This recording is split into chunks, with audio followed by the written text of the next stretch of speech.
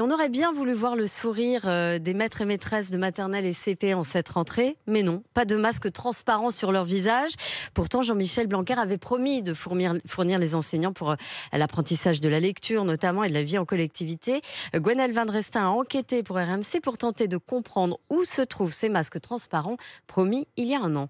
Au ministère de l'Éducation nationale, on se veut rassurant, des masques transparents sont prévus dans les prochains mois pour les personnels de classes de maternelle et de CP, mais aucune date n'est annoncée pour deux raisons, problème de fournisseurs puis d'acheminement. Sauf que pour les fabricants de ce type de masques en France, et notamment les entreprises qui ont fourni l'Éducation nationale pour les enfants malentendants, la réponse est la même, il y a du stock et certaines d'entre elles sont capables de produire 50 000 masques inclusifs par semaine.